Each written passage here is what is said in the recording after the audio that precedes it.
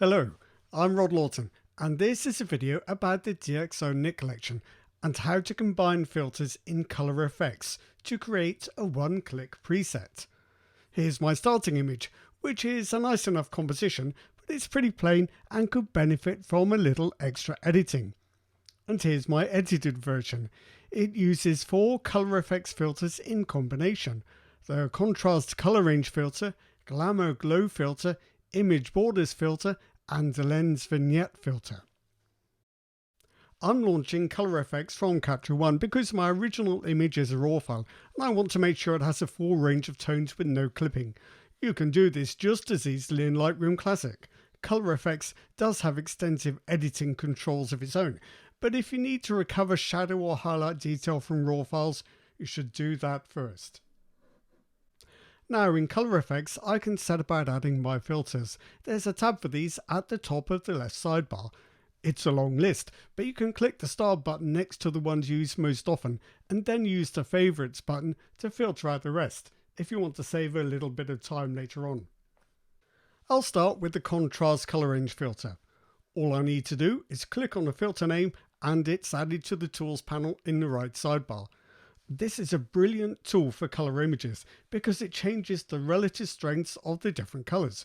All you need to do is move the colour slider to judge which part of the spectrum gives the best colour contrasts for your picture. There are other sliders for fine tuning, but I've already got the look I want with a colour setting of 220 degrees. This has made the green moss on the tree bark stand out and made the bricks in the wall redder. Now I want to add a soft glow effect, and for this I need the Glamour Glow filter.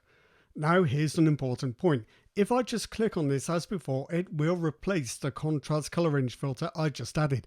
What I need to do instead is click the plus icon to the right of the filter name.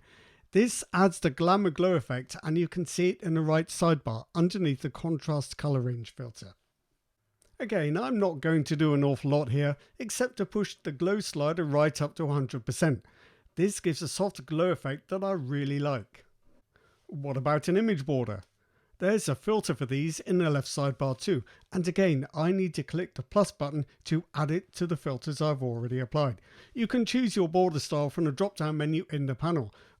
Most of them add a thin black border in different styles against a white background, but Type 13 adds a solid black border that suits this effect well. Now with the image border added, I can see that my image needs just one more tweak to give it the rich tonal effect I'm looking for, and for this I need the Lens Vignette filter. The two most useful controls here are the amount slider to adjust the darkness of the corners and the size slider to control how far into the image the darkening effect spreads. So this has left my image looking a fraction dark, but I can fix that just by moving the brightness slider up to, I don't know, let's say 20%. Right, so now that I've done all this work, how do I save it as a preset for use on the other images in the future? Well, it couldn't be any simpler. At the bottom of the right sidebar, underneath all the filters I've applied, is a Save Preset button. This pops up a dialog where I can give this preset a name. Afterwards, I can find all the presets I've created in the left sidebar, under the Custom tab.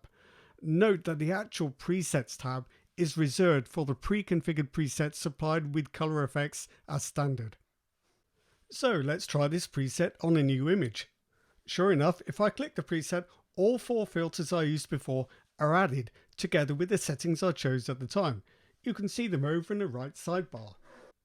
The beauty of presets is that even after you've applied them, all these individual filter settings remain editable. So if I decide I need a different color range setting for this different photo, I can just move the slider. I can change the Glamour Glow settings too, the vignette effect, and even the image border.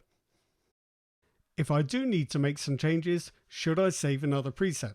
I don't usually bother.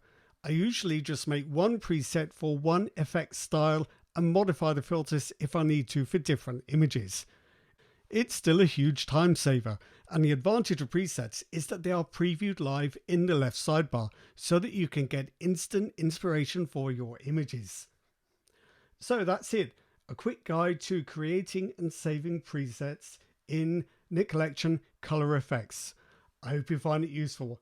Thanks for watching and see you next time.